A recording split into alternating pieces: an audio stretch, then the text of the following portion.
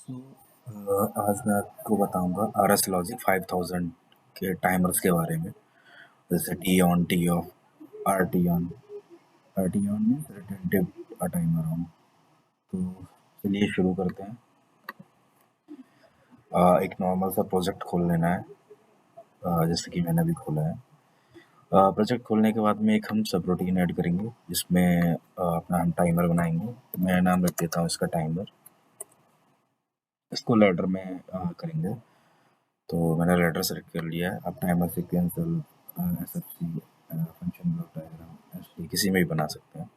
मैं अभी लेटर में बनाऊंगा। सो मैंने क्रिएट कर लिया टाइमर नाम से सब रूटीन। अब मेन रूटीन खुला हुआ है मेरा। अब सब रूटीन पे पहुंचने के लिए मैं जंप करवाऊंगा, ताकि मेरा जो टाइमर सब रूटीन में प्रोग्राम लिखा हुआ है वो एग्जीक्यूट हो। जो ऐसा डाल के मैं इसको क्लिक कर लेता हूँ, और कमांड डालने के बाद में मैं किस सब रूटीन में जंप करना चाहता हूँ वो सिलेक्ट कर लूँगा। तो टाइमर मैंने सेलेक्ट कर लिया है। अब स्टार्ट करते हैं। मैं आपको टाइमर दिखा देता हूँ। ये टाइमर है टी ऑन, टी ऑफ। इस T on means timer on delay, T of means timer of delay. T on means जब कोई बिट ऑन होगा तो ये काउंट करना स्टार्ट करेगा, और टी ऑफ मीन्स जब कोई बिट ऑफ होगा तो ये काउंट करना स्टार्ट करेगा। R T O retentive timer on. अगर बीच में हम ब्रेक कर देते हैं ट्रू कंडीशन, तो कंडीशन फॉल्स हो जाती है। फिर भी ये जो इसके एक्यूमुलेटर में जो डाटा रहता है वो सेव रहता है, और जब हम दोबारा स्टार्ट करते हैं तो ये टाइमर वहीं से काउंट करना स्टार्ट करता है। इस तरह की memory counter up, counter down, and this reset. Reset हम इसको टाइमर को, काउंटर को करवाएंगे। तो चलिए स्टार्ट करते हैं। मैं कुछ नॉर्मल ओपन ले लेता हूँ। 3 टाइमर लेने हैं, मैं 3 रंग लेता हूँ। ये टाइमर ऑफ के लिए मैं यूज़ करूँगा, तो इसलिए मैंने एनसी ले रखा है। बेसिकली टाइमर ऑफ काउंट करना स्टार्ट करता है जब कोई कंडीशन फॉल्स होती है। तो 3 टाइमर थे मेरे पास में। मैं फर्स्ट यहाँ पे टी ऑन ले लेता हूँ, नंबर 2 पे टी ऑफ ले लेता हूँ, और नंबर 3 पे आर टी ओ ले लेता हूँ। अब इसको हम स्टार्ट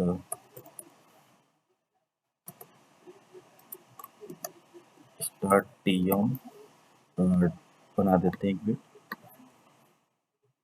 इसको मैं बना देता हूँ स्टार्ट टी ऑफ। मैं इसको क्रिएट कर लेता हूँ ताकि, और इसको मैं स्टार्ट आर टी ओ। ये 3 बिट हमने क्रिएट कर लिए। अब हम टाइमर को नेमिंग देंगे। टाइमर कुछ भी दे सकते हैं आप अपने हिसाब से। टाइमर टी ऑन में डाल देता हूँ इसको। टाइमर टी ऑन देने के लिए इसको हम क्रिएट करते हैं, और प्रीसेट में हम जो वैल्यू देंगे वो वहाँ तक काउंट करेगा। मैं 1000 दे देता हूँ।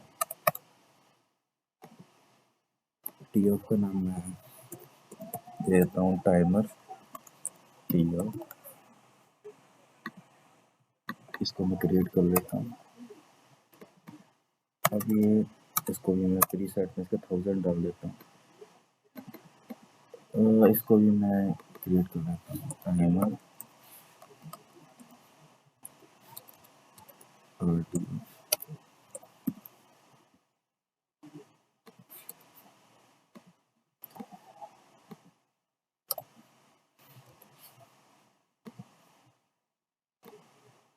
क्रिएट करने के बाद में इस टाइमर को मैं क्लियर रोक के दिखाऊंगा आपको। तो इसलिए मैं इसको 10,000 कर देता हूँ, ताकि हमें पता लगे इसकी वर्किंग ठीक से।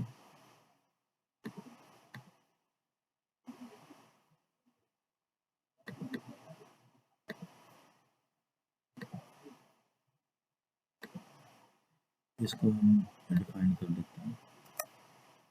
ओके, हमारा ये स्टार्ट हो गया है। अब मैं इसको डाउनलोड कर लेता हूँ अपने एमुलेटर में।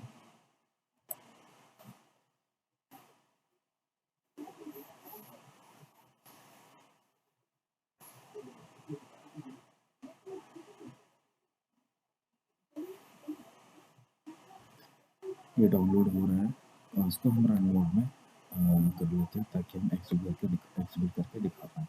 अभी स्टार्ट टी ऑन को मैं नॉर्मली इसका कंडीशन ट्रू कर देता हूँ। आप देख सकते हैं ये हाई हो गया। तो मैं इसका थोड़ा बढ़ाता हूँ रेंज ताकि ये दिखाई दे, पता नहीं चला कि ये देखिए काउंट हो रहा है। और एक बार ये प्रीसेट वाली वैल्यू अगर एक्यूमुलेटर में आ जाती है तो ऑफ हो जाएगा।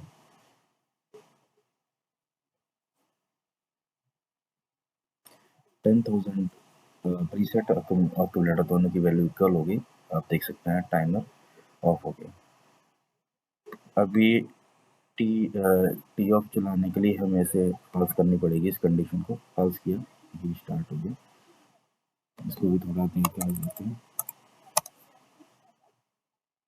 मैं फिर से इसको कंडीशन ट्रू करके फॉल्स करूँगा।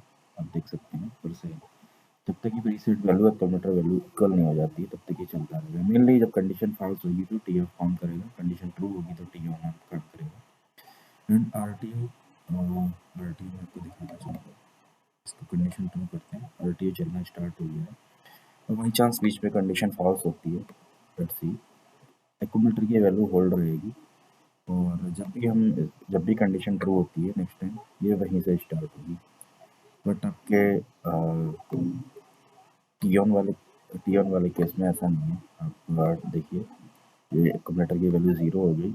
दोबारा से मैं स्टार्ट करता हूँ और 2000 में मैं इसको फिर से कर देता हूँ। एक्यूमुलेटर की वैल्यू 0 हो जा रही है। जब भी कंडीशन फॉल्स होती है एक्यूमुलेटर 0 हो जाता है। बट आरटीओ के केस में ऐसा नहीं है। अब मैं आपको दिखाऊंगा कि इनको रीसेट कैसे करते हैं। मैं एक कंडीशन ले लेता हूँ, टाइमर 1 को रीसेट करना दिखा देता हूँ। टाइमर आरटीओ ये जब भी इसका काउंट पूरा होगा, इसमें 4 बिट है, 4-5 बिट है। प्रीसेट बिट है जब भी ये प्रीसेट वैल्यू के लिए काम में आता है। एक्यूमुलेटर बिट है, इनेबल बिट है जब भी कंडीशन ट्रू होती है आरटीओ में तो इनेबल बिट ऑन हो जाता है। टीटी बिट है टाइमर टाइमिंग, ये जब भी जितनी देर चलता है टाइमर उतना देर तक ये हाई रहता है। डन बिट है जब भी टाइमर कंप्लीट हो जाता है, converter value and preset value दोनों इक्वल हो जाती है तो डन बिट ऑन हो जाता है। मैं डन बिट को लेना चाहूँगा यहाँ पे। डन बिट लेने के बाद में टाइमर पे जाते हैं, यहाँ पे RES कमांड उठाते हैं। RES में हम किसका टाइमर को ऑन करना रीसेट करना चाहते हैं, मैं टी ऑन को ले लेता हूँ।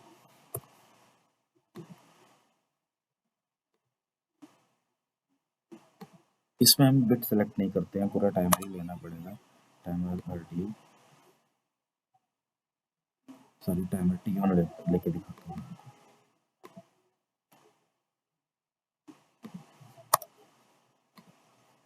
इसके बाद मैं इसको जो चेंजेस किया है वो डाउनलोड कर देता हूँ। अब मैं टी ऑन करूँगा।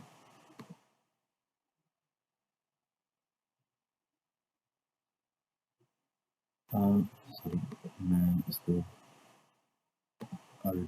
टी ऑन लेने वाला था।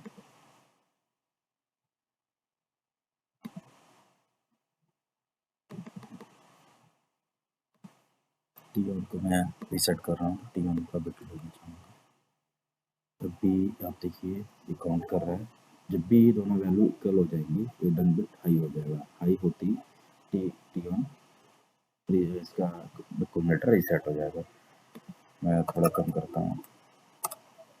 आप देखिए रीसेट हो जा रहा है, हमें पता नहीं चल रहा है कि किस टाइम पे रीसेट हो रहा है। तो मैं बीच में ताकि दिख जाए इसलिए मैं इसके बीच में कंडीशन लगाऊंगा। कोई भी मैं एक ब्लॉक करने के लिए ये ले लेता हूँ ताकि पता लगे कि डन बिट ऑन हो रहा है। टॉगल करता हूँ, इसको दोबारा स्टार्ट करता हूँ। अभी देखिए डन बिट ऑन हुआ। तो डन बिट ऑन होने के बाद में ये रिस्टार्ट हो जा रहा है, एक्यूमुलेटर 0 हो जा रहा है।